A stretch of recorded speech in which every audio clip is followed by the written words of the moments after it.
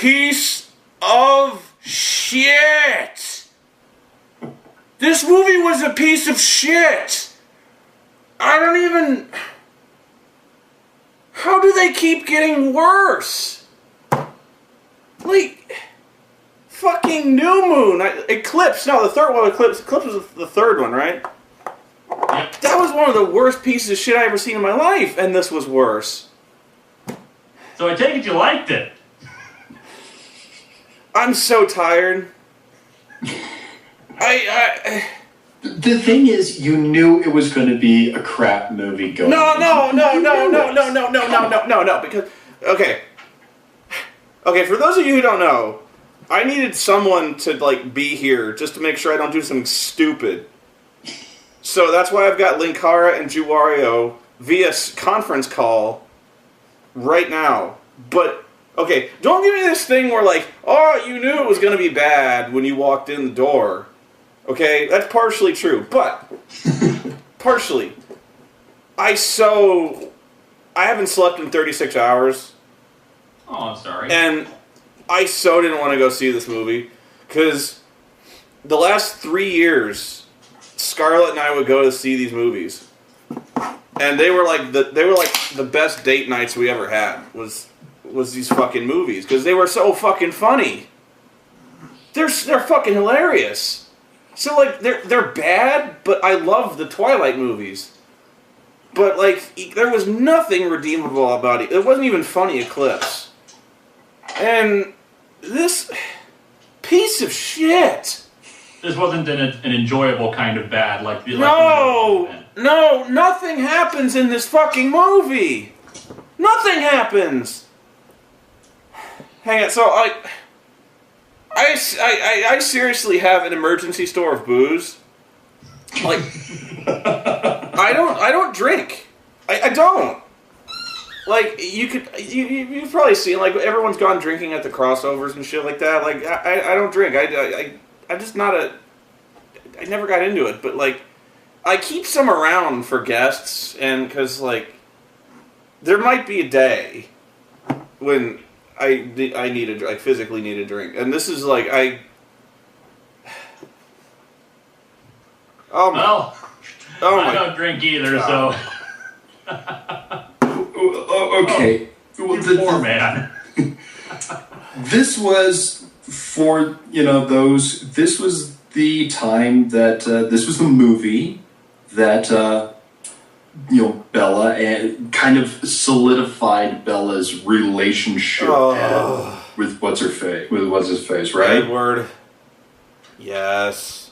They got married and screwed. Yes. And, like, what you just said took 5 seconds. If you were making a movie, hang on, I need to pour it. Well, I gotta see what I got. I got the Kraken Black Spiced Rum. And I got Canadian Club whiskey. And I don't think people want you to go to the Kraken route. I don't think I'm going to like either of these because, like I said, I've never had whiskey before, and I've only had rum a couple times. Okay, I'll unleash the Kraken. Oh, let's see. Let's just smell it. Actually, it smells pretty good. Hang on. Yeah, if you've never had whiskey before, be careful. Well, the one time we had it at Robert Walker's house, they gave us the good stuff, the whiskey. Yeah. And it was like really old whiskey. And he's like, this is the good stuff. And I go, really? And it smelled and tasted like paint thinner. Then it's the good stuff. And I'm like, ew, it tastes like paint thinner. And he goes, I know, right? It's the good stuff. I'm like, ugh. So hang on, I'm going to take a shot of this rum here. Okay, really? God help me. That's actually pretty good. Oh, the Twilight movies. I shouldn't have been surprised that they split it into 2 movies because that's books. Okay, getting back to my point, the fact that this leads into it, actually, the fact that it's in 2 movies, the Twilight Saga, a phrase you cannot possibly say with a straight face. You cannot. It's not a saga. It's about a horny chick who wants to fuck a vampire. That's it. But there's an epic war between werewolves and vampires. No fucking epic. All right, what you said she gets married and screws a vampire. 5 seconds it took to explain that. If you were shooting a movie, you could not have padded this premise out any more than they did. Like, okay, I took notes. Hang on, I was in the theater and I took notes. The first minute of this movie, Jacob takes his shirt off. Like, they don't even wait. Like, he gets an invitation to the wedding. He just is like, "Oh, I'm so mad," and he rips his shirt off. That's how we actually. Hang on, I gotta rip my. This is my movie shirt. What the hell do these people see in this woman? I know. Like, she's. Okay, hang on. She's a sociopath. All right, so like, she gets married, and they go to Rio and they fuck. And they fuck a lot. Okay? And that is the first 45 minutes of the movie. Just them having sex and doing... Yeah. No, okay, like 20 minutes, 25 minutes of the wedding, and then they go to Rio, and they fuck. And that's the first 45 minutes of the hour of the movie. That's it. That's all that happens. I swear to God. Like, when I worked at Barnes & Noble, they actually had like a midnight release thing for the book it's based on. And like there was they had like a schedule of events. You can't have rum. Like, a mock wedding ceremony for these two. Puppy, you can't have rum. This is for me. This is Daddy's medicine. Oreo feels your pain and wants to share it with you. Oh! It's actually really good. Ah. All right.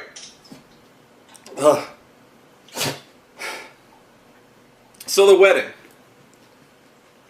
We watched the whole wedding.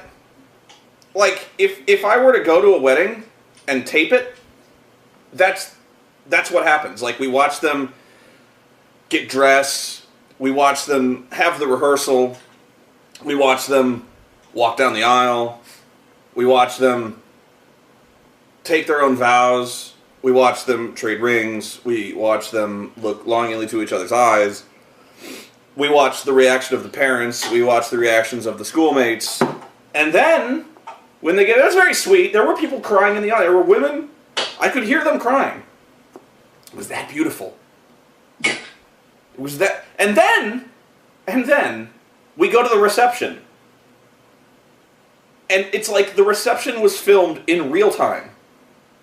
I have been to shorter wedding receptions than this. And you know what? This was actually the best part of the movie. I really liked the wedding reception scene, believe it or not.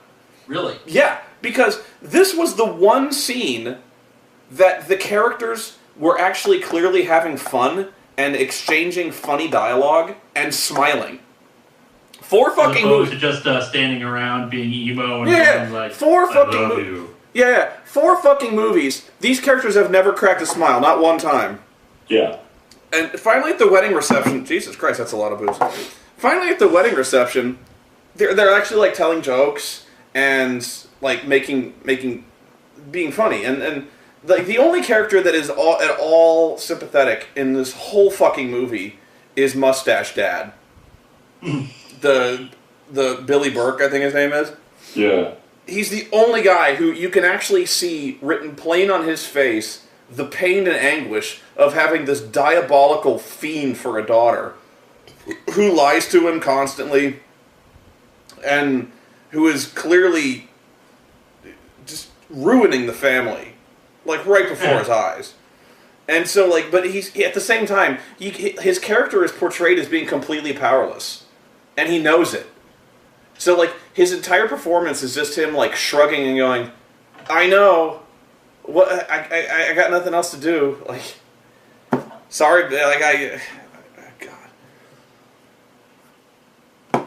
Okay, so, like, it's actually not, the wedding reception was actually not bad because for once I was enjoying myself. And then we go to Rio because Edward wants to take her on a honeymoon. And he doesn't tell anyone where it is, because that's normal. But they go to Rio, and they where there's a lot of sun. Well, they go there at night. They go there at night. I don't know how they catch a flight, but whatever. So they go there, and okay, this is another thing I have to confront right away because you start to notice this almost immediately. The music. The music in this movie is probably the worst orchestral score I've ever heard in my life. Ever. It's... No, why is that? Because it's... Okay, let's say, do you know anything about music, Lewis?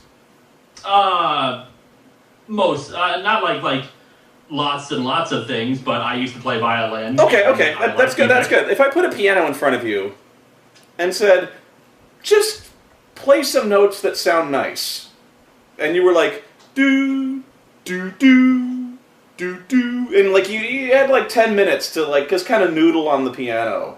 And then you kind of came up with something where you were just kind of like tapping keys, like one key at a time. That was kind of nice sounding. That's what this fucking soundtrack is. It's like me. Like if I had 5 minutes to come up with an orchestral score, and I had just a piano, and I pulled the score right out of my ass. That's what this Oreo. It's so minimalistic and shitty. It really is like a junior high schooler wrote it. No shit, fuck. A junior high schooler could have come up with something better than this. And then there's the montages, because the Twilight Saga, Breaking Dawn Parts 1 and 2, this epic could not be contained in one movie. Oh, God damn. Yeah, because then you've got to go to the birth of the demon child. This movie is so fucking padded. Hang on, I gotta take another drink. I was gonna say, so yeah, the first part. Oh, then yes. And the second one is supposed to be. Louis, what's going on over there? I'm drinking progressively more rum. I'm not a drinker, as you can tell. I'm gonna switch to the whiskey. Bad idea. There we go. Canadian Club. I gotta smell this. Hang on. I gotta smell this. Oh, this smells foul. Hang on, I'm gonna try some. Kind of like the movie.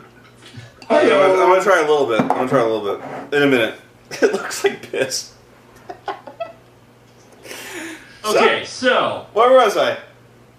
Oh, the padding. The crappiest score ever. Yeah, the padding. Okay, so this movie is so fucking padded with montages, and the montages are either set to the god-awful orchestral score, or they're set to like the worst I've never heard in my life pop music in the world. It's so shitty. It's like, I don't know what kind of fucking Boston basement they pulled this pop music out of, and they set their montages to it, but they also make montages to the stupidest fucking things ever.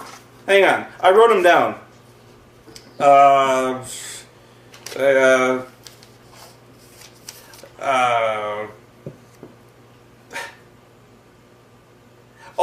sorry, I go back to the wedding here. There's a scene at the wedding where they start, like, they say, "You may now kiss the bride," and like Edward and Bella just start like blatantly making out in front of the entire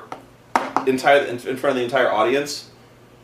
Like they practically get to second base in front of the audience. That's so not appropriate for a wedding, right? Like, you know, you kiss the bride, you give her a kiss, and then it's over. People applaud, and then it's like you don't fucking ram your tongue down her throat. Well, consider how horny these two have got to be. Exactly, and that's exactly. These two are Bella. This is my whole point about Bella being a character, and this is a whole misconception about the romance between these two. She's not in love; she just wants to fuck. Really, that's it. So, like, I know. This is why this relationship is not going to last. She's going to regret it the rest of her life if this were real life and not just some really, really, really crappy romance story.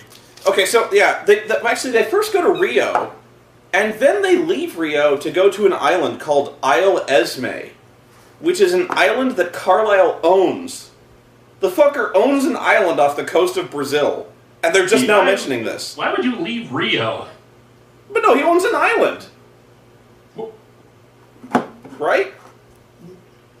why would he even, if you can be alone on an island and have nobody bother you and have all the animals that you wanted to drink, why in the world would you go to Washington? Yeah, go to Washington and then make yourself as grand a spectacle as possible.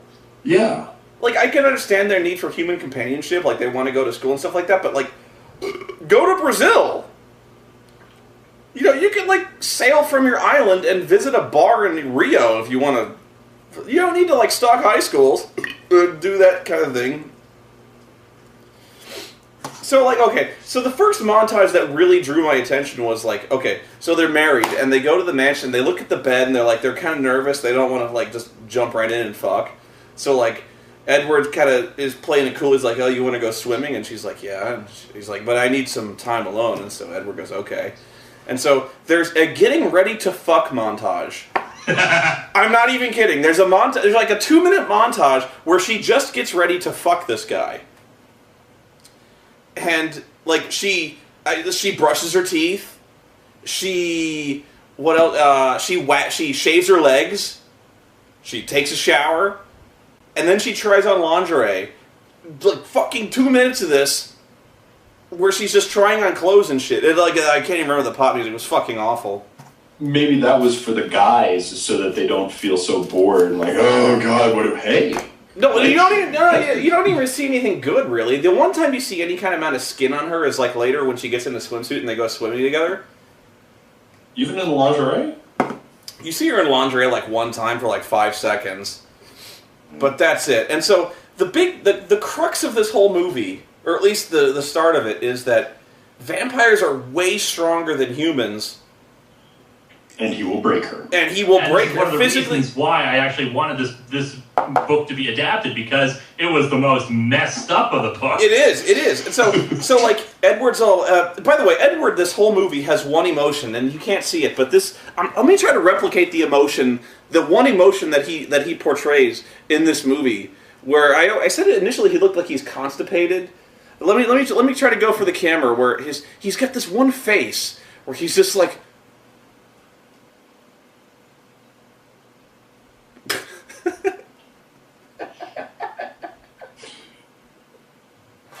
And he's like, Bella, we can't do this. And Bella's like, well, but I want to, Edward. He's like, but I'll hurt you. And she goes, you won't hurt me. I know you. And Edward's all... And Edward's like, okay, let's do this. So, like... Let's do this. That's fucking romantic. Let's do this. Okay, he doesn't... Be right back. I gotta wash my paintbrush here. He doesn't say, let's do this. That'd be my move. I'd be like Geronimo. Hey, God, I got whiskey here. Hold on. Let me get my nose clamps. Oh! All right. Dive! That's actually not bad either. I gotta wash it down, though, because it stings. Alright, so, like, she's like, I want to do this, and I was like, but I'll hurt you. I'm so much more powerful than you. It's like they made a movie, you know, like that, like all comic geeks everywhere. It's like, how could Superman fuck Lois Lane? Because, like, when he comes, he'd blow like a shotgun through her back, right? Yeah. That's this movie. This movie is like what would happen if Superman fucked Lois Lane, because, like, Edward fucks her so hard, it literally destroys the bed. And he supposedly, like, breaks her. Yeah, I think in the book he hurts her way worse than he does in the movie, because he fucks her up in the book. In the movie, he just bruises her. Like, he leaves hand marks and bruises on her. He's like, I'm so sorry, Bella. You must hate me right now. And she's like, no, let's fuck again. And so, like, she does. No, she's like, you didn't hurt me. What are you talking about? And he's like, oh, I'm so sorry. I'm too strong. I just fuck you too hard. And she's like, but I liked it. It was the best I've ever had. He's like, of course it's the best you've ever had. You're a virgin. And she's like, I know. And so And so, but it's like she's got bruises on her. Technically true. But she's like, I'm pretty sure that nobody's had it ever as good as I have just now. And he's like, thanks. But I can't hurt you anymore. I can't hurt you, because when I fuck you, it hurts. So oh man. The history of the world, there have been 5 kisses considered to be greatest. You guys gotta start drinking if I'm drinking, because I can't drink alone. Oh, I could get a sun kiss then. Do it! I'm gonna get a sun kiss then. So, like, I forgot, okay, so, like, he's so afraid that he's gonna hurt her, because apparently in the books, I think he, like, breaks her hip or something like that. Like, he hurts her really bad. He breaks her, yeah. Mm-hmm. Yeah, and that's actually one of the, the key points is that, he breaks her and then heals her by turning her into a vampire. Yeah, okay, so I'm getting that. So, like, I'm like watching this movie where he's all afraid of hurting her. I'm like, dude, let her be on top. Problem solved. Wait a damn second. I just thought of this.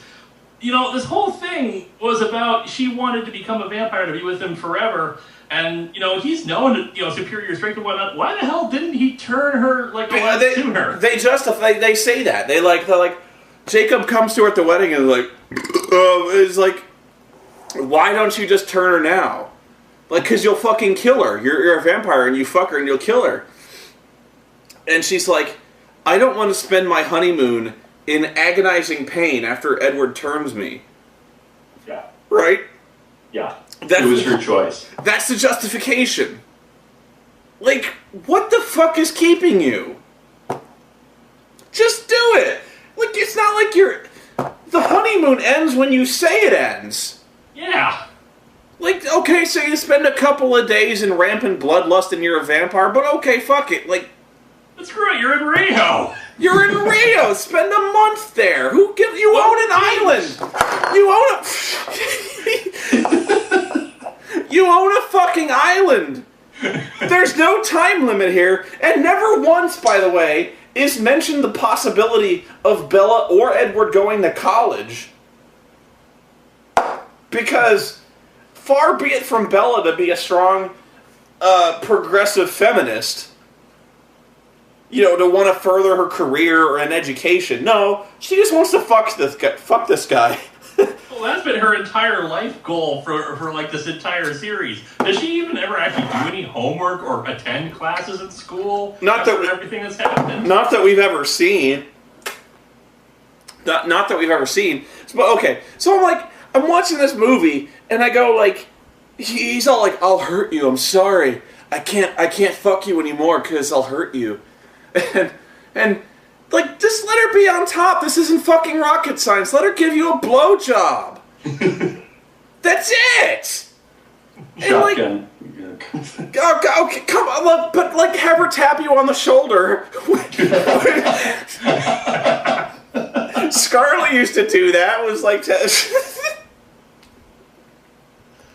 or like, and dude, the kicks in. Dude, haven't you ever heard the song "Fuck Her Gently"? Sometimes you gotta fuck her gently. Well, given the writer and everything behind this, are we sure they even are aware of any other positions besides missionary? That's true. That's absolutely true. Come on, you can experiment. Same problem I had with X-Men, by the way, was like Rogue.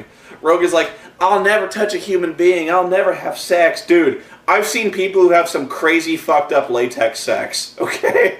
You could work this out. This is not impossible. Then... Magneto, but that's another story.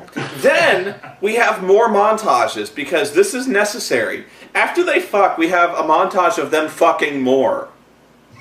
Okay? Really? Yeah. I was gonna say, actually, I had heard that there was that they showed nothing, everything happened off screen. No. It happens on screen, but you don't see titties or anything like that. You don't see any nudity. Not really.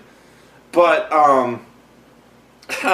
you see a montage while they're fucking, and the one thing they do on this honeymoon for recreation other than fucking is play chess. Play chess. They play chess? They play chess.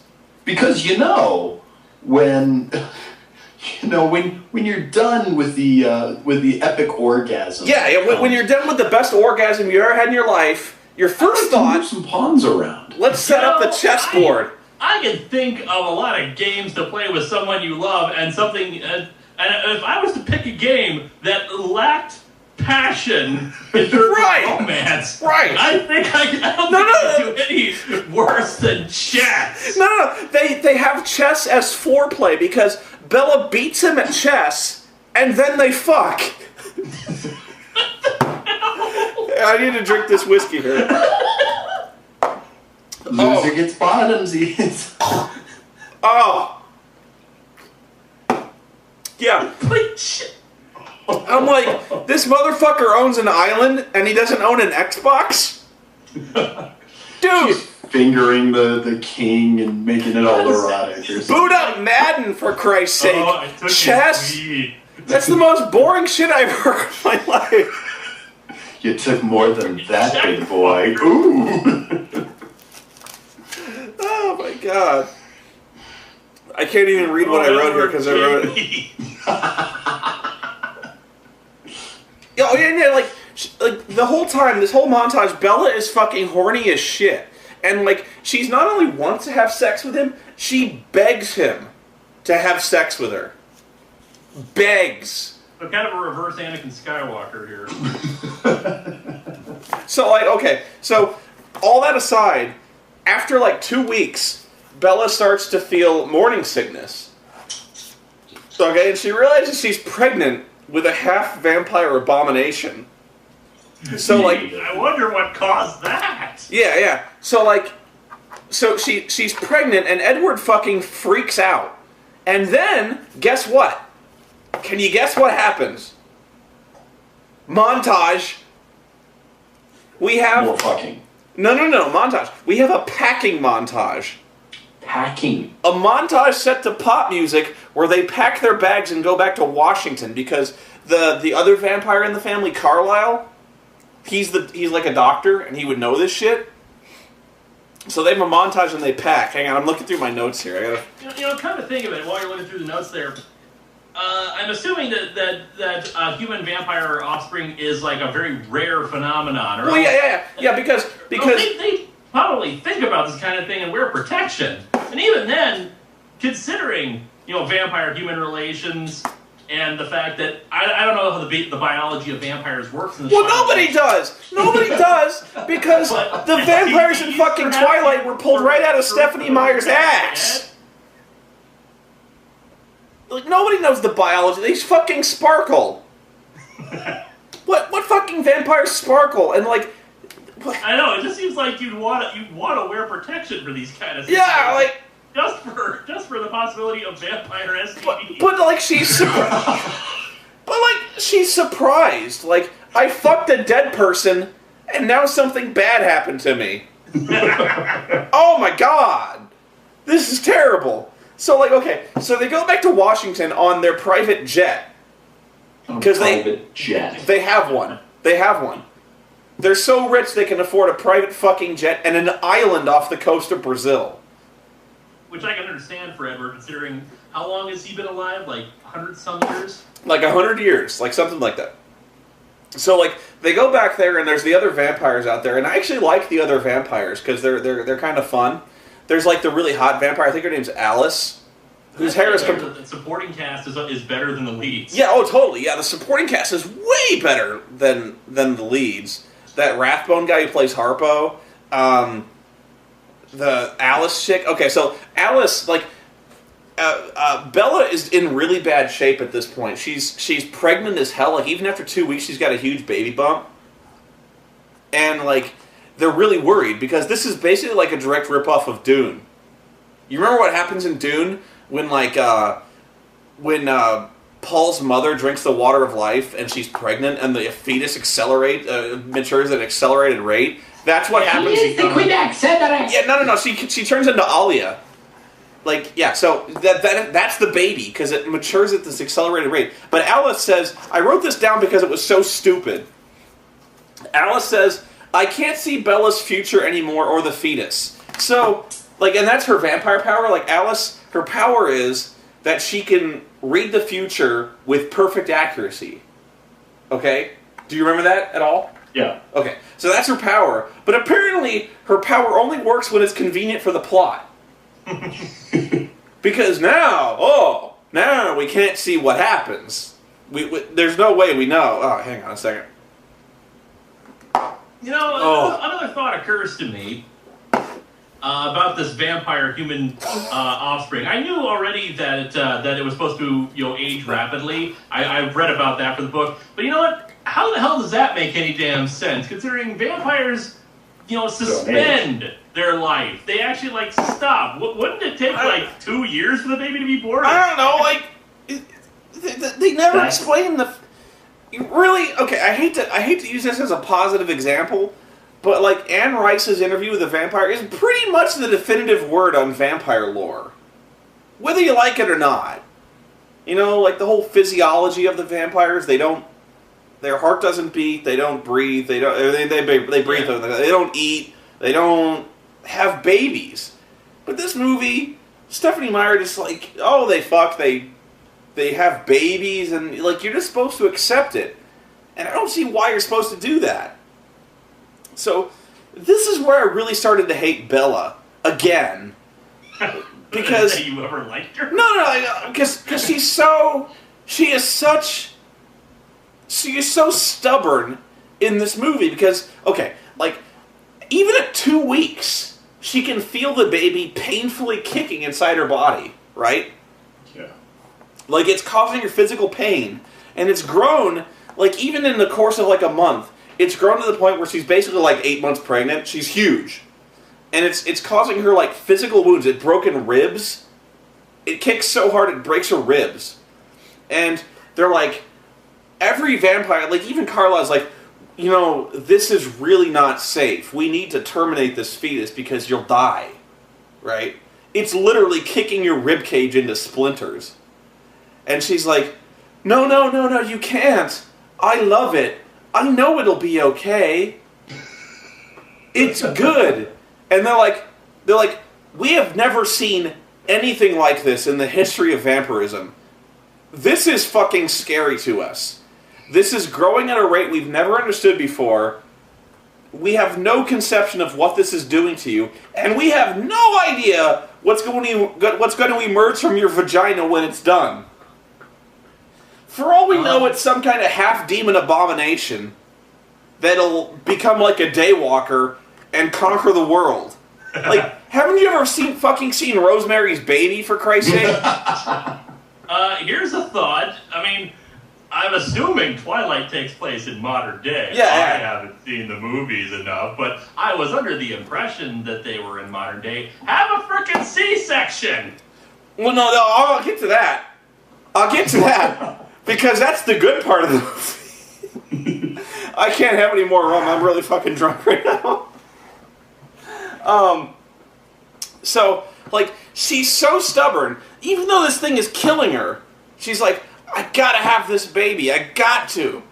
And so, Edward even, everyone is coming to her and going, this is fucking stupid.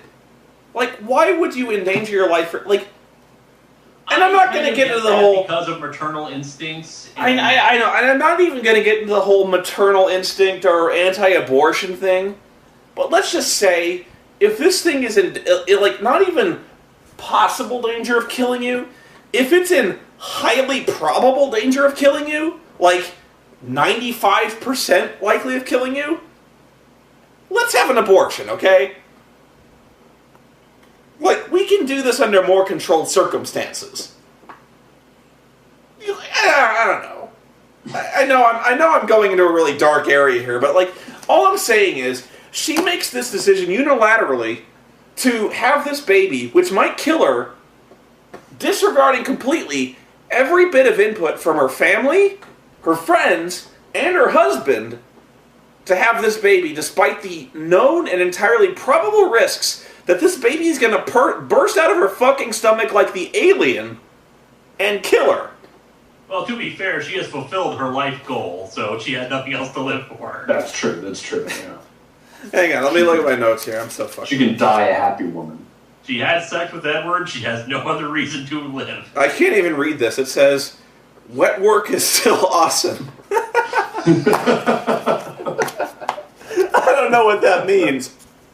You wrote it. What do you know? What it says? But yeah, Murwalk is still awesome. Oh, I know. It says music is still awful. Ah. It says I say Merfolk is still offer. Drunk when you write. Well, I'm writing in the dark. I can't read. There are merfolk? We have mermaids and mermen now? I don't remember. Well, I wouldn't surprise me. No, but we mustn't forget about Jacob, who's in this movie as well. Okay? The werewolf guy. So, like, they make, like, the stupidest decision I've ever thought of in a movie for this movie. Where, like, okay, Jacob is all tortured about, like, Bella giving birth to this half-demon abomination that she's about to. It's gonna kill her. Like, there's this whole truce between the vampires and the werewolves that's in jeopardy because of this. And so, like, the werewolves get together in the forest, and they start to have a debate about what to do with Bella, because the vampires have pretty clearly broken the treaty and are killing Bella. And so they have this scene where the werewolves, and by the way, the werewolves in this movie are still horrible. Like, you remember the CG in the first Twilight movie, how the werewolves were really fake looking? Yeah. And really stupid? They're as bad or worse in this movie. CG quality went down. They're so bad. Like, I can't believe they looked at the footage when they put together this movie and were like, oh, that'll pass muster. People will totally buy these or werewolves. Fuck. They're so bad. The werewolves are so phony looking and terrible. Like, even the fans there, like, the theater was full when I went down there, and people were laughing whenever somebody turned into a werewolf. It was fucking hilarious. And they were laughing really at this scene where the werewolves get together in the forest and they start to have a debate where they have these really phony looking CG werewolves, like, walking around and snarling, but, voiced over the werewolves with, like, this really kind of esoteric echo effect. The werewolves are saying in, like, things like, I am the grandson of the chief. We must destroy them. And it's so fucking stupid. You know, maybe I need to see Eclipse to understand this, but why the hell is there a truce between the vampires and the werewolves based entirely around this stupid, vacant-eyed psychopath? No, it's not around Edward. It's around, like, the whole... No, I mean Bella. But you're right, though. You're right, though. The truce makes no sense. Okay, let's look at it this way.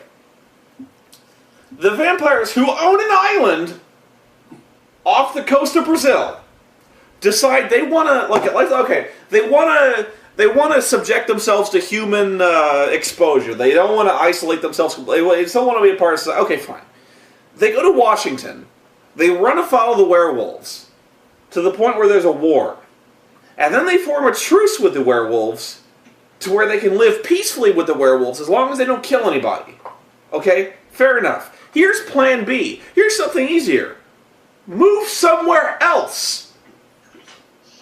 Do you really have to live near Forks, Washington? Really?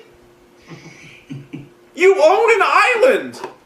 Fucking sell the island and move to New York. Move anywhere. You don't need to truce with the fucking werewolves. Go somewhere.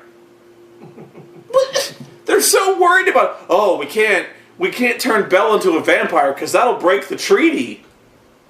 What the hell do the other werewolves and other vampires give a rat's ass about Bella? I can understand this was just between Edward and Jacob, but what the hell does all the other werewolves and vampires care about this stupid idiot? I don't know. Everyone thinks they care about Bella, and the werewolves are the whole thing was that the werewolves Jacob loves Bella. Right, and Jacob... Is Jacob like the king of the werewolves? No, he's not, no. But, I don't get this.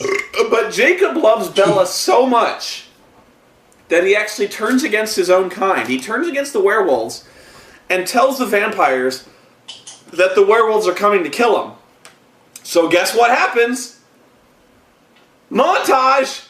Hacking. No. There's a montage of the vampires and Jacob walking the perimeter at night as Bella is laid up in a bed having this baby, right?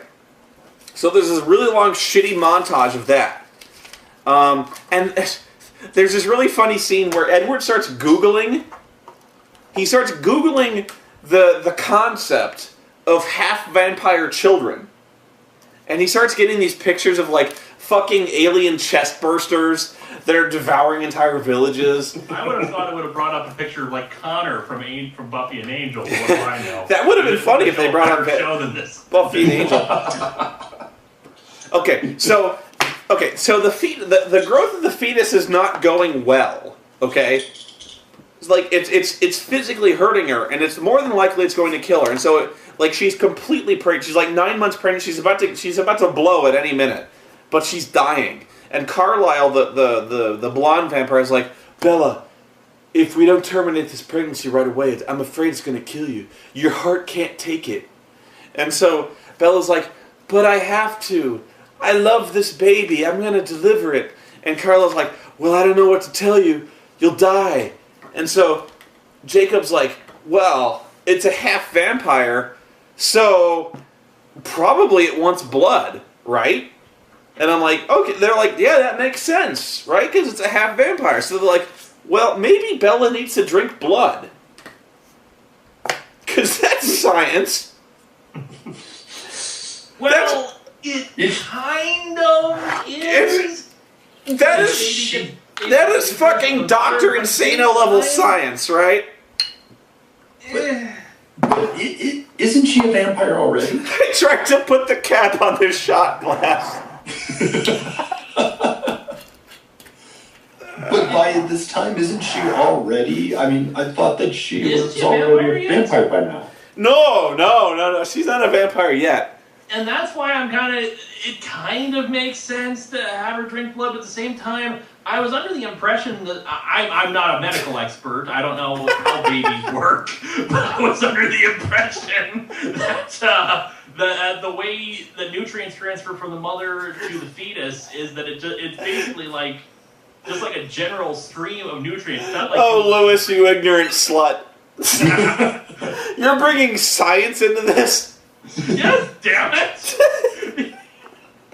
Because they sure as hell didn't. So they're like, okay, the fetus needs blood. So they go, okay, where do we get blood? And Carlisle's like, oh, well, I was expecting Edward to turn you into a vampire by now, so I've got some O-negative blood in the fridge. So they go, great! So Carlisle brings the bags of blood out, and I'm not even shitting you. He squeezes the bags of blood into a styrofoam cup with a straw and has her drink it.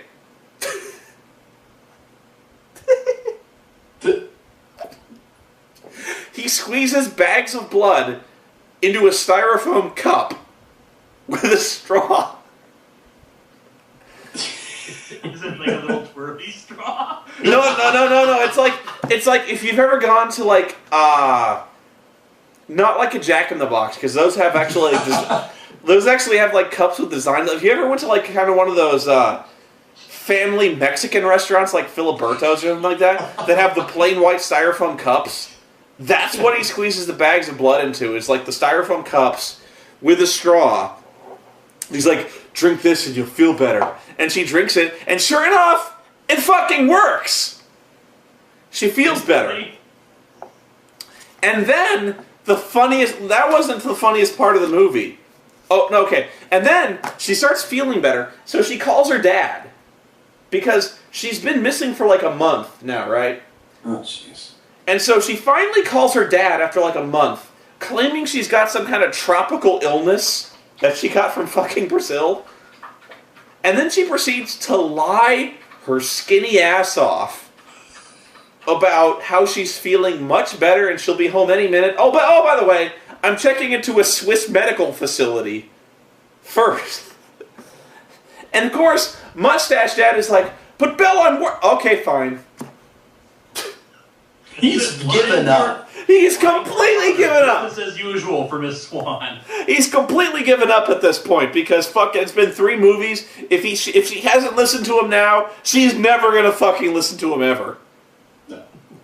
Or like fucking called the full force of the authority down upon Edward, who has repeatedly brought her back to his house with broken legs and human bite marks on her arm. This has happened in previous movies, by the way. Yes. By the way, does the father know about vampires? No, of course not. Even though, the only one. Even though, gotta be frickin' kidding me. no, yeah, exactly. Because even though the Mustache Dad was at the wedding reception, and Carlisle brought his entire fucking extended family to the wedding, and by the way, who all obviously look like vampires, because the vampires in this movie have these really obvious, like, amber contact lenses in. They look fucking surreal. Like, nobody... See, now I have this image in my head of Edward, like, gathering all of his extended family in, like, one room and saying, okay, guys, now Bella's family doesn't know we're vampires, so don't mention that at any point. Yeah. So, like, the fucking extended vampire family shows up at the reception, and they all obviously look like vampires. They're pale as fucking sheets. They have these, like, unearthly yellow eyes. But, like, he never puts this together. Like, of course, I mean, obviously a cop wouldn't think that these guys are obviously vampires, but he would obviously think that something was up. Right, because, like, she disappeared for weeks at a time. She flew to Arizona and returned with a broken fucking leg. She flew to Italy and didn't tell him, and she returned with no explanation for what she'd just done. And now she's marrying this creepy fucking vampire dude at the age of 18, which honestly is not normal at this day and age. Let's face it. Usually people like to play the field, you know, or it's just a different age nowadays. Nobody gets married at 18. I think there's actually a character, Anna Kendrick's character actually mentions that. Who gets married at 18, right? Okay, so then they start coming, they're coming up on the birth, okay? Like, the baby is really close, and then Bella starts talking baby names. Okay, so she Damien? No, yeah, you'd think Damien, right? So, like, she brings Edward and Jacob into the room, and she's like, I've been thinking about baby names. What do you think? If it's a boy, we'll name it EJ, which is Edward and Jacob. And they're like, oh, you gotta be freaking kidding. That's not bad. seriously, not when you hear what the alternative is. That's not bad. Okay, I've heard that. Although I wouldn't, why wouldn't Edward have a problem with that? Naming his child after fucking Jacob, who is the other guy who is really desperately trying to pork Bella more than anything.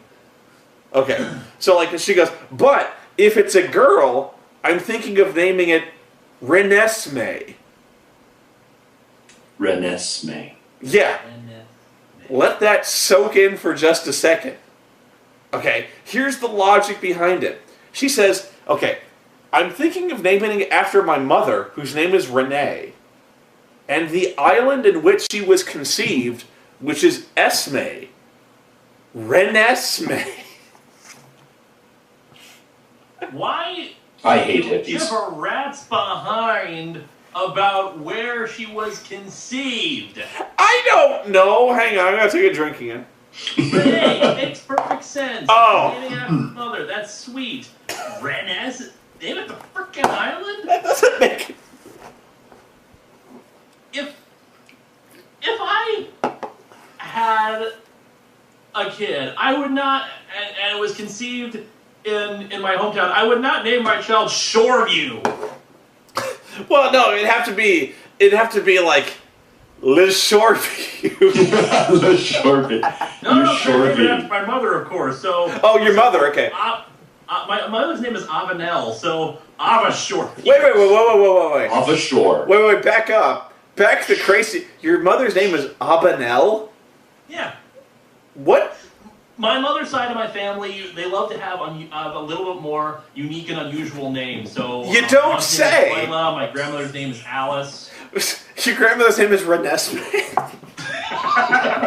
Apanel? Holy shit! Now we understand it all. I get it. Apanel is a real damn name. Yeah, I'm sure it is. I'm sure it's a real name. Okay. I'll kick your ass, man. I'm not. Your mother's a saint. I'm sure. Damn straight. I'm sure Mother Linkara is very nice. Okay, Right. so then we get to the No, I'm still hung up on this.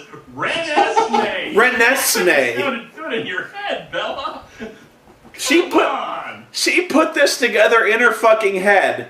Made total sense. He's that poor kid. And what's funny is of course I haven't read the books. Okay, of course. But they actually play this scene for laughs in the movie because it's obviously so ridiculous that even the characters have to kind of like take a step back and go, really? Because even Jacob is like, what? I'm so not even sure that happens in the books, because I'm pretty sure what happens in the books is they agree to it immediately. They're like, oh, that's brilliant, Bella. You're so smart. Renesmee, that makes total sense to me. And, okay, so then things start getting bad. She starts going into labor. The baby kicks so hard, it breaks her spine. Yes. Yeah. Oh! Yeah. So then she goes into labor. The problem is, Carlisle the doctor is out getting more blood, so he can't help. So the other untrained vampires are helping to deliver this baby. And so, of course, she's in deep shit at this point. So, like, one of the vampires, Beth, I think her name is, starts, like, digging. It's like, she can't deliver this baby normally. She has to have a C-section. So she whips out a fucking scalpel and just, like, jams it into her fucking stomach and, like, rips her open. And she's like, oh my god! And I'm pretty sure that's not how it works. I'm pretty sure that's not how C-sections work. But of course that doesn't work. She starts to die. Okay, so Edward... No! So Edward, I'm not even kidding, goes, I gotta get that thing out of there. And then he opens his mouth, and then you see him, like, dive under the camera onto her stomach and, like, start chewing. He's like, I gotta get this thing out of there. Ah! And then, like, you hear this munching sound, like you hear this chewing sound, and she screams in pain. And then before you know it, this baby is in his hands, like, covered in, like, chunky salsa. Like, covered in gore. And he's like, guess what, Bella? Her name's Renesmee. There's no umbilical cord. Spoonie, but I'm holding my pop can up to my forehead, kind of lulling back and forth. Okay, I don't think she just spit open her stomach. Yeah. I don't think she So, did any good I shit think- to be happy about the Renesmee. So I think what happens in the book, again, which I haven't read, I think what happens in the book, what I've been told, is that he actually gives her a C-section with his vampire teeth. Yeah, I read about that. You did. Again, it's one of those messed up things about it that I maybe wanted. Okay, and that was like one of those things that that I was told, and I was like, I can't wait to see this filmed, because I can't believe how they're actually going to film this.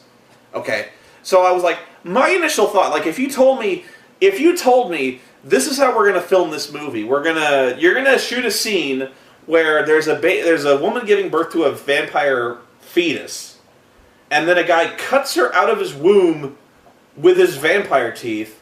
What I would have done is remember, like, in, like, the old, like, 1930s vampire movies, like Nosferatu, where, like, they would just kind of cut to a shot of a window as a thunderstorm is raging outside, and, like, lightning is crashing, and there's a sound of screaming. That's what I would have done, is just, like, cut to a scene of someone screaming and have it implied that this shit was happening. Because there's no way you could actually film this. There's no way you could actually film Edward, like, baring his teeth and like,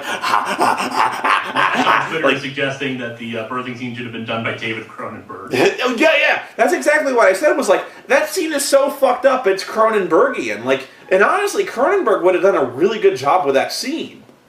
But what they do in this scene is they basically shoot the whole scene from the point of view of Bella.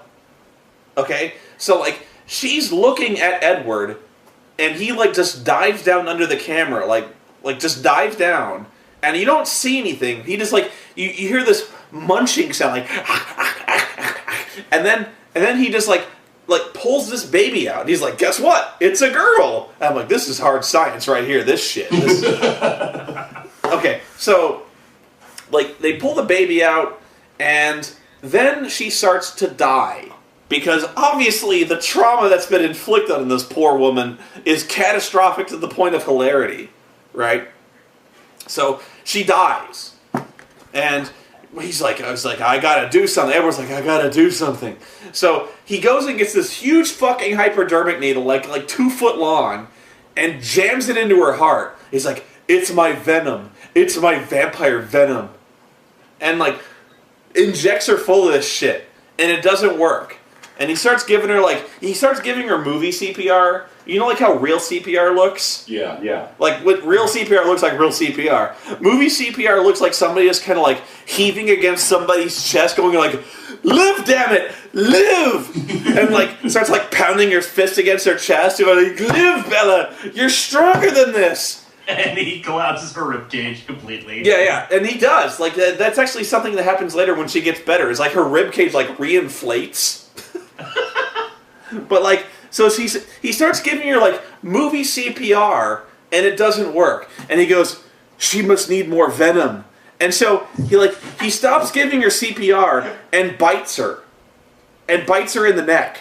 And then he's like, I need to bite her more. And so he takes her arm and he bites her arm. And then he takes her thigh and he bites her thigh. And he takes her boob and he bites her boob. And I'm like, dude, this is so not helping. Why didn't you get a fucking defibrillator? Get a fucking defibrillator, you cunt. And I'm like, 100 years you've walked on this earth, and all you've ever done is go to high school. You couldn't have gone to med school. You couldn't have learned how to be a doctor on your own. Edward Cullen, MD. Well, not like he... Okay, if you're 120 years old, you'd think you'd actually try to further your education a little bit. You wouldn't waste it on high school... I'm just thinking in my head, like, Edward, like, jumping around. I'm just imagining the scene, like in freaking ER or something, with Edward Cullen just jumping around with, like, the high-tension action music playing. She needs more venom! No, that's what he does. He's like, she needs more venom. Ha! And then, like, hang on, I gotta bite her somewhere else. Ha! And then he bites her somewhere else. Ha! And then, sure enough, she gets better. She lives. But before that, I'm sorry, I skipped ahead. Everyone thinks she's... skipped ahead? I did. Everyone... seriously, this scene takes like 15 minutes where she's dead and Edward is giving her CPR. Everyone thinks she's dead.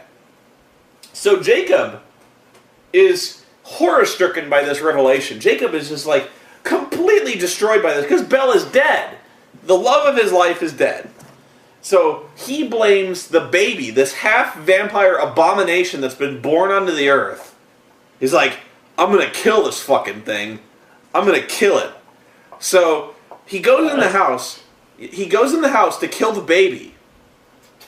And he looks at the baby, and all of a sudden, you ever see that scene in Wayne's World where, like, Garth looks at, what's her name, and gets that Dreamweaver sequence? Dream Woman. Yeah, the Dream Woman. The Dreamweaver! That's what happens to Jacob. Jacob looks at this baby, and fucking Dreamweaver starts playing. And then he's like... imprints on it. Yeah, he imprints on the baby. And if you don't know, I actually do kind of applaud this movie for establishing the concept of imprinting before they actually, like, pulled it out in this movie. Because they actually do that, where the werewolves are on a beach talking about imprinting. So they actually did foreshadow this, so it's not completely out of left field. but like, Yeah, because I read about this. This is another thing that makes this thing so freaking messed up.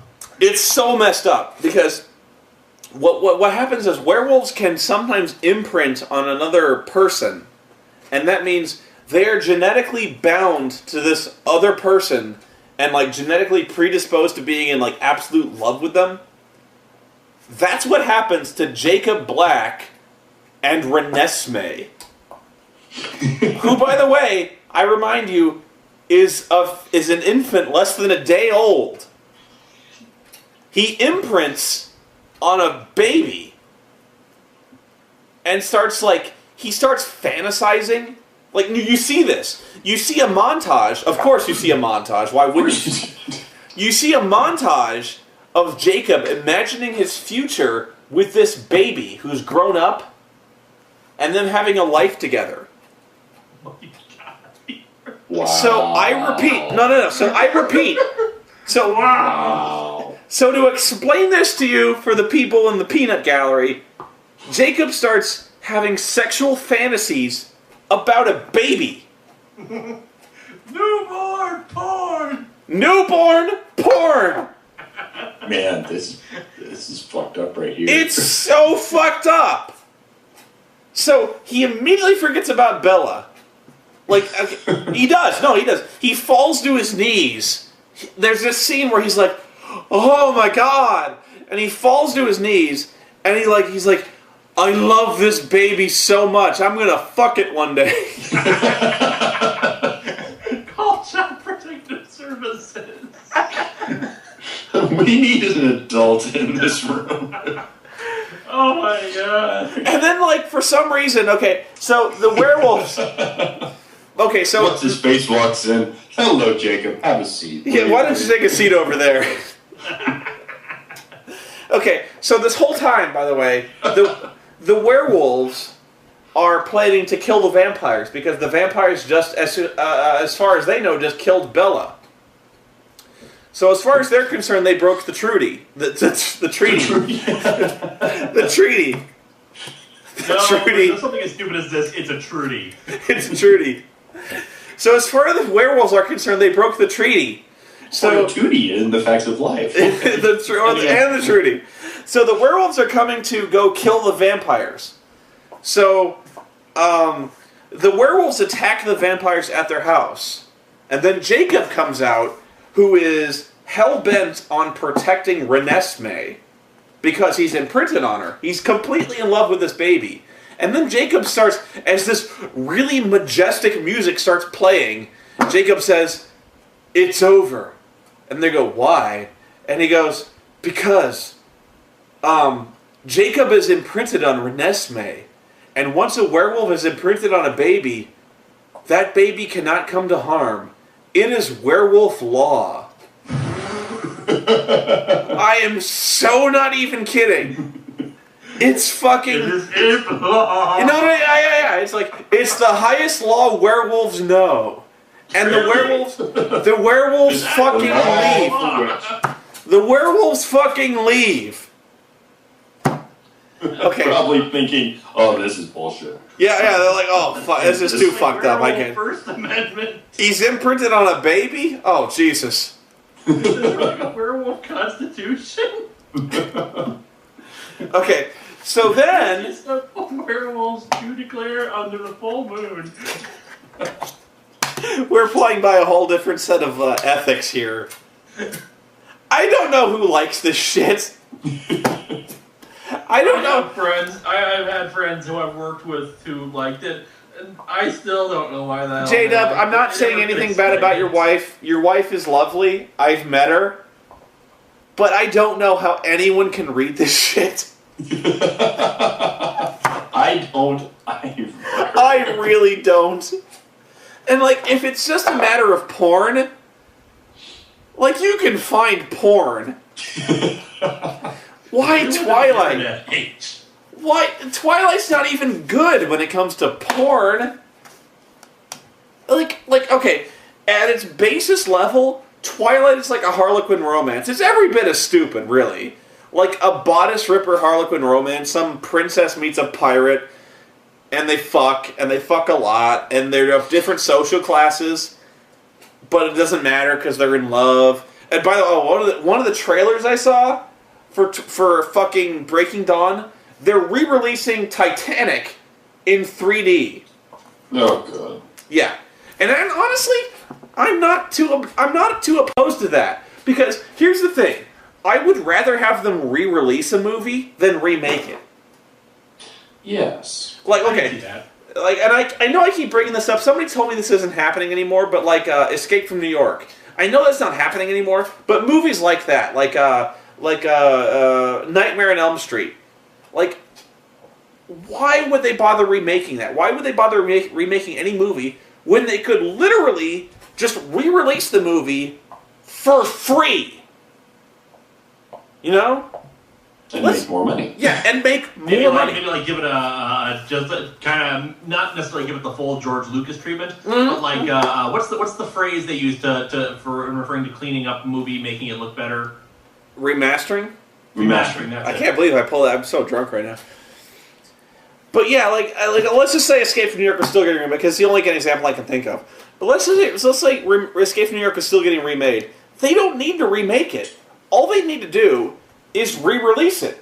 Literally take the entire old movie and say, guess what? We're putting it in theaters again. Go watch it. Or like even Star Wars. You know, that's another trailer I saw.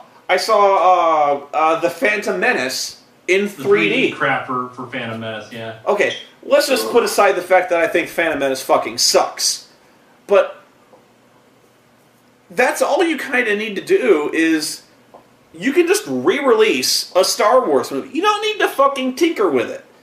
Like, let's just say George Lucas is like, I need to make $20 more million. All he needs to do is say, guess what? Episode 4 of New Hope is going up, uncut, untouched, in theaters right now. Everyone in the United States would go to see that.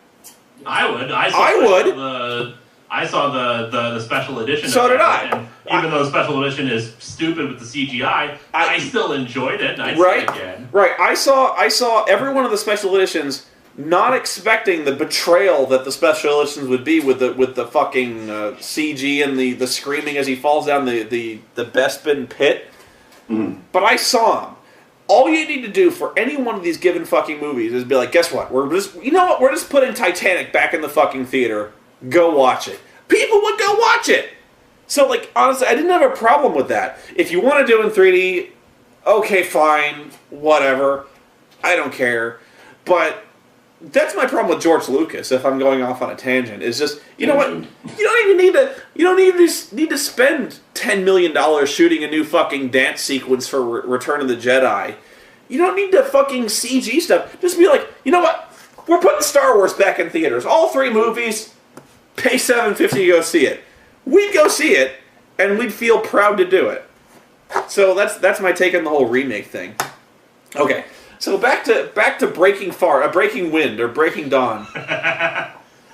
Breaking Bella, yeah. Breaking Spine. Okay, Jeez. so at this point Bella is dead, but he injects her with so much venom that she's getting better. Hi, puppy. You become an uber vamp.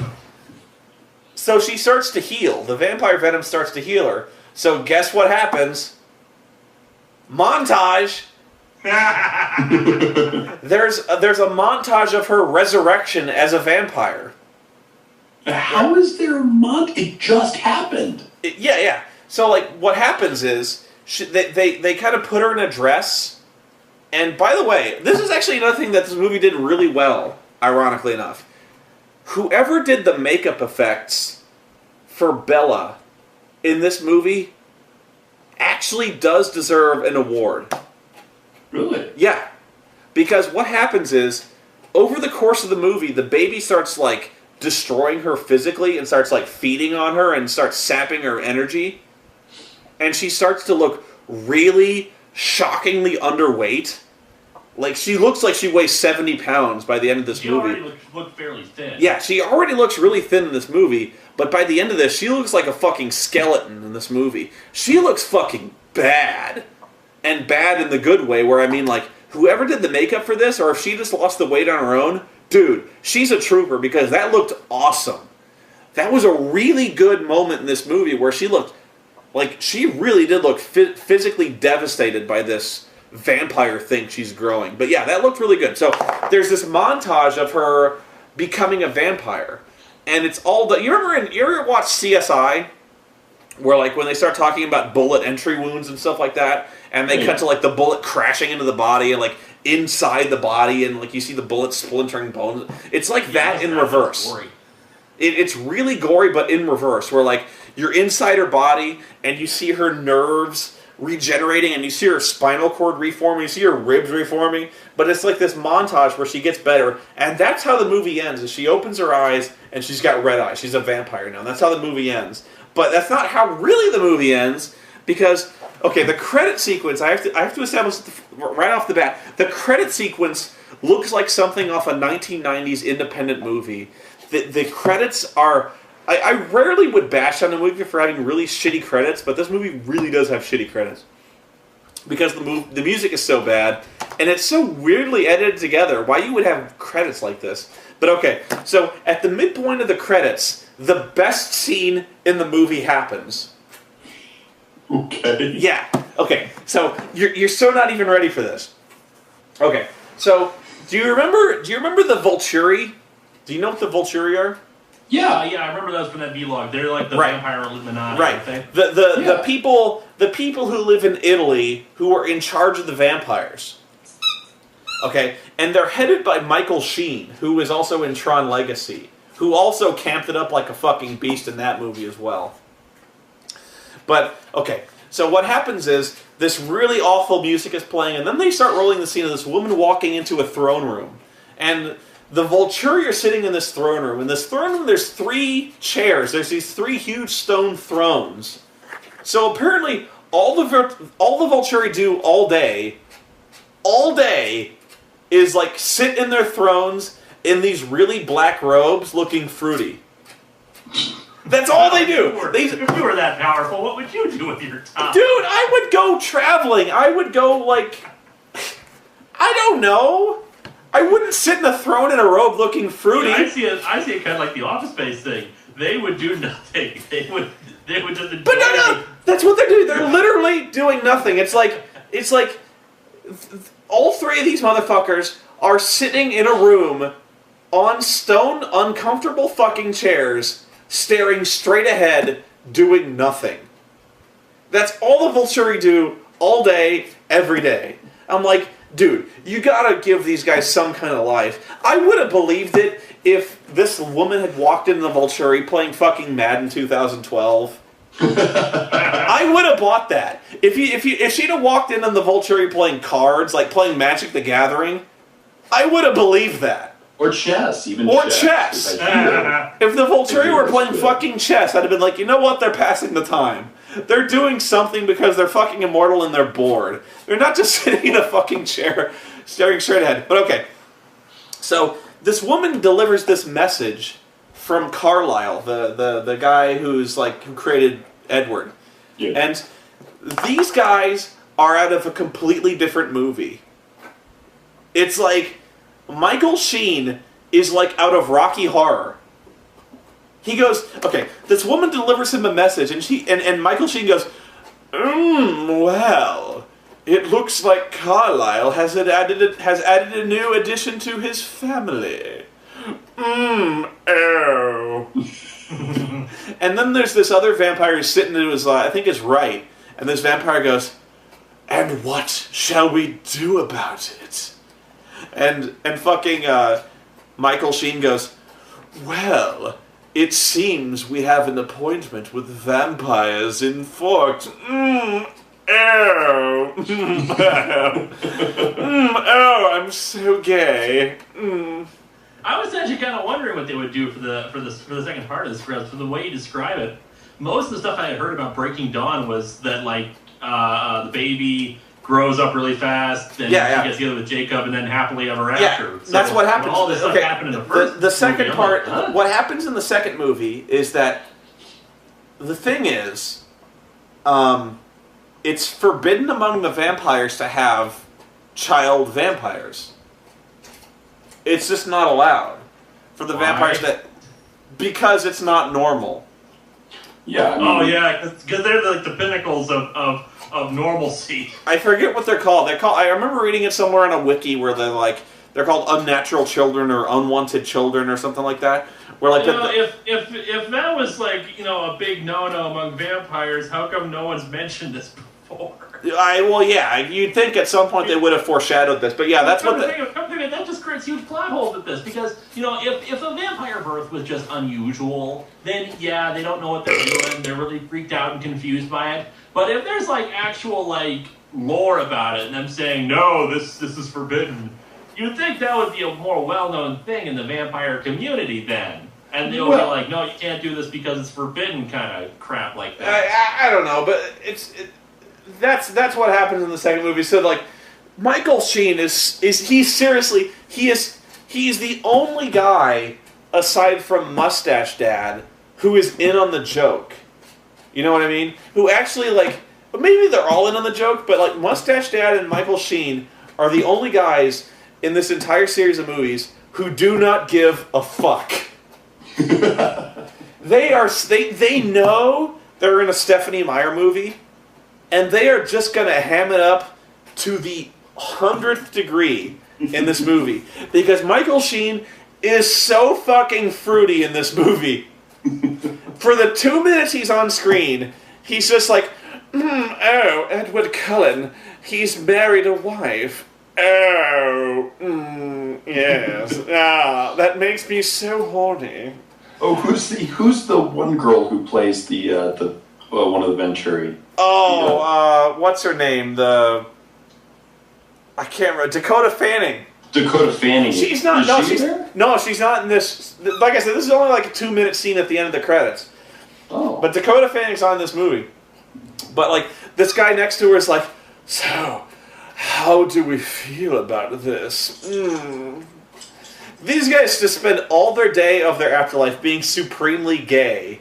And I'm not saying like it's a bad thing.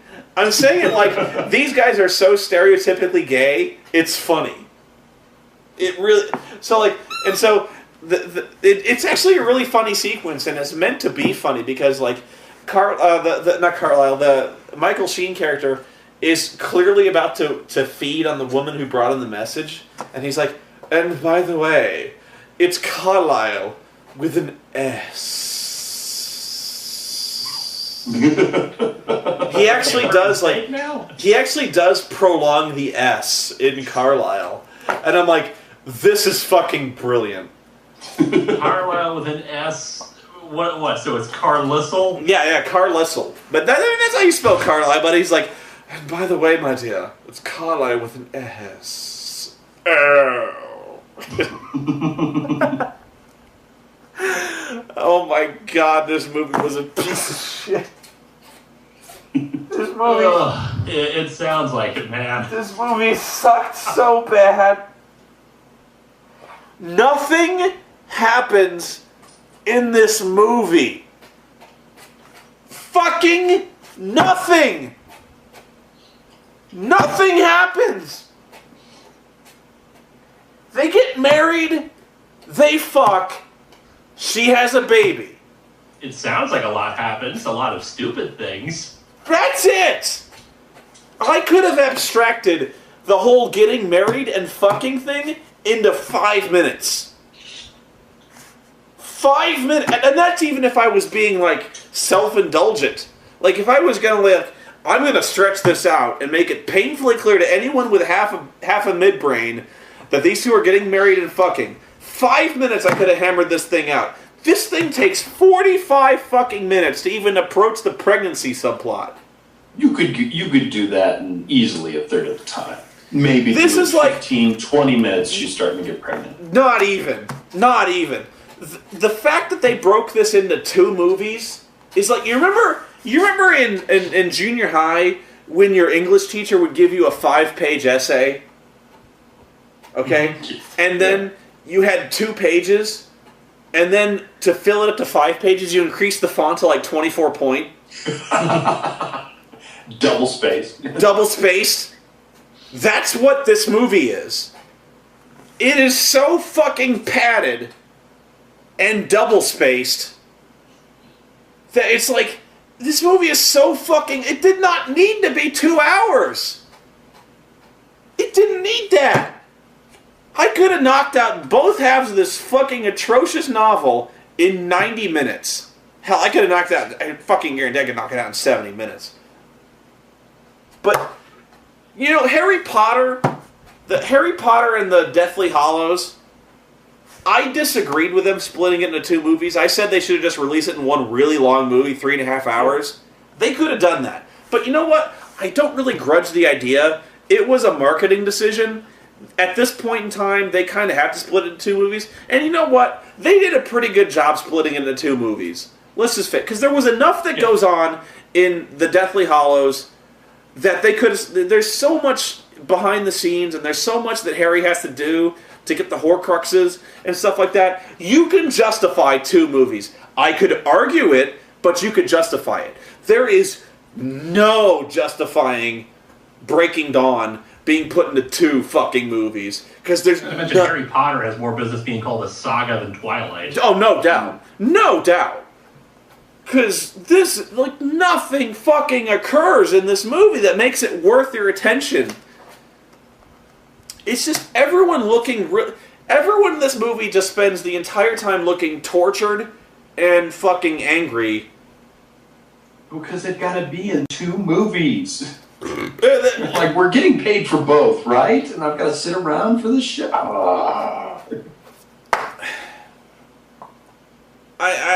Okay, that's the movie. That's how the movie ends. It's because of vampire.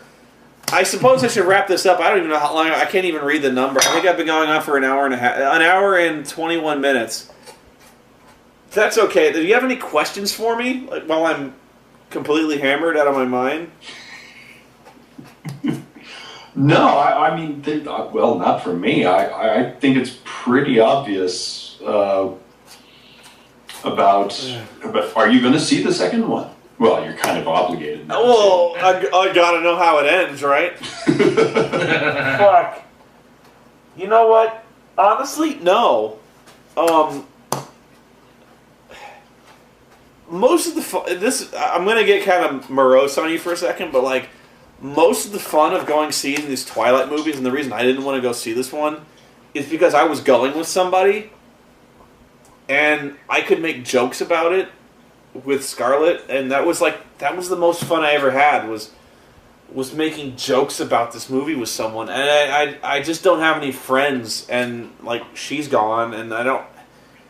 It's just me watching this really fucking boring movie, and there's no joy in it. I get you, though. In fairness, you got us. We'll talk to you about it. But you didn't even go see it.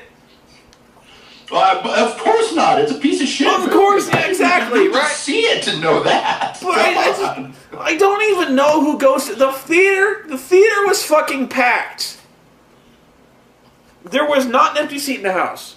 But what I didn't understand was, okay, I would have understood if at the end of the movie, what's weird is, if at the end of the movie these guys are giving it a standing ovation, I'd been like, you know what, these guys are idiots. I get that. But at all the really funny moments of this movie, people were laughing. Like Renesmee. It's fucking stupid. And people were laughing. I cannot imagine who reads these books, who watch these movies, who, when the Renesmee moment comes up, or when Edward gives a C-section with his vampire teeth, I just don't see how anyone can read this and take it seriously. And honestly, I might be turning around this. Like J-Dub, I'm sure your wife is great. I'm sure, you know what it is maybe... No, maybe she read this, and she fully appreciates it for the ironic, kind of funny romance that it is. It's cheesy. It's really stupid, sure. But you know what? For 2 hours, it's a really funny ride. I can understand that, but it really is a matter of sharing it with somebody that I was really missing this time. That's why I needed you guys for this thing, because it would have been really sad for me to be like sitting here at this table just like bitching about it drunkenly on my own. I just needed somebody to kind of bounce this shit off of. So I thank you guys for being here. So like, It is not a problem, man. It was a lot of fun. Well, and you know, from what I've heard, because she actually has not read Breaking Dawn, she doesn't care to. Really? Yeah, she read the first 3 and she was like, okay, the story is done. And because she had the baby. Told me that Breaking Dawn was written because people wanted an ending, and Stephanie Meyer supposedly was just like, okay. And she pulled something out of her ass.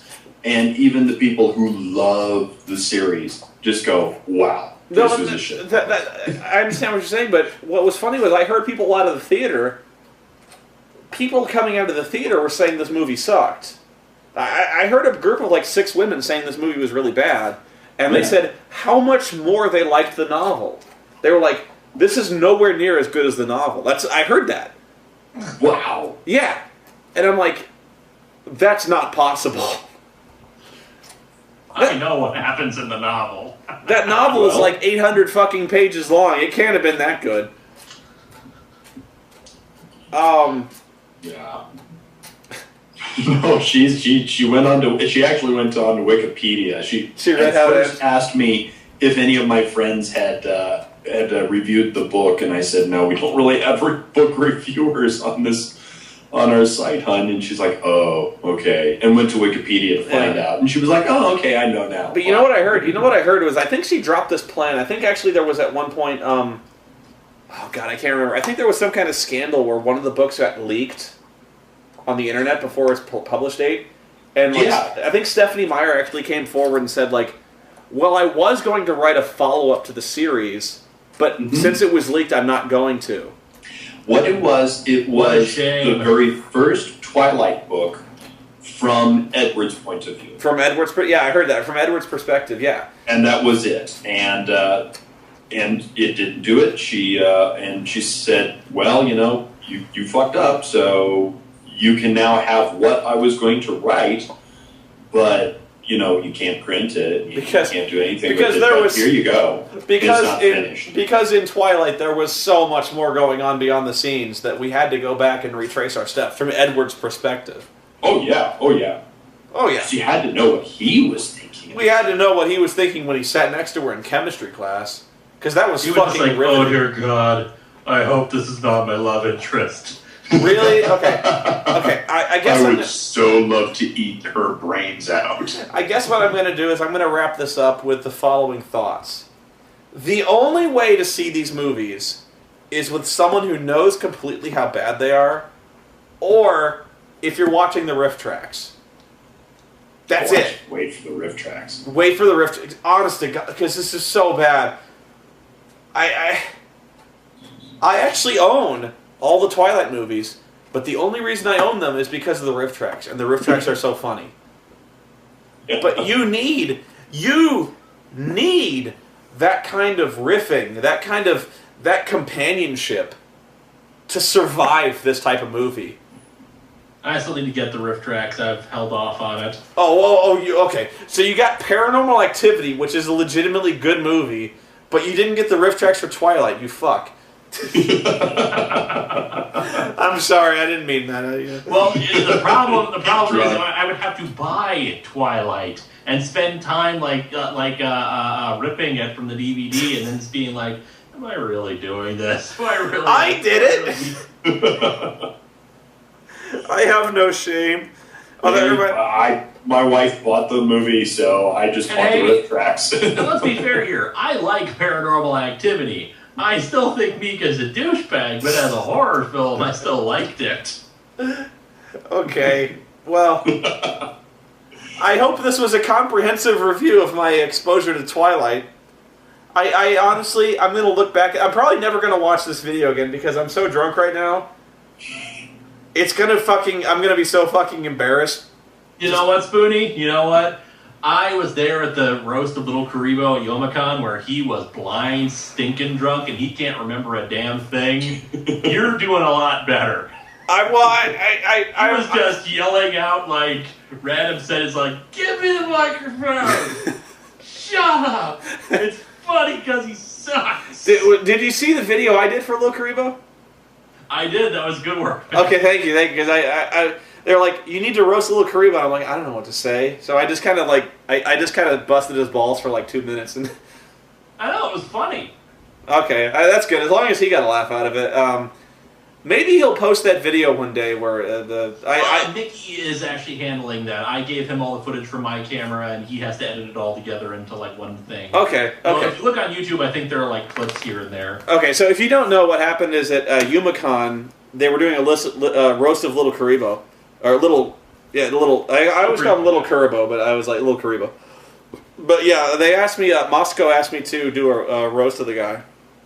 So I did a 2-minute roast where I just kind of called him like... I was like, thank you for being such an inspirational force in the world of internet reviewing, because if you can do it, fucking anyone can do it.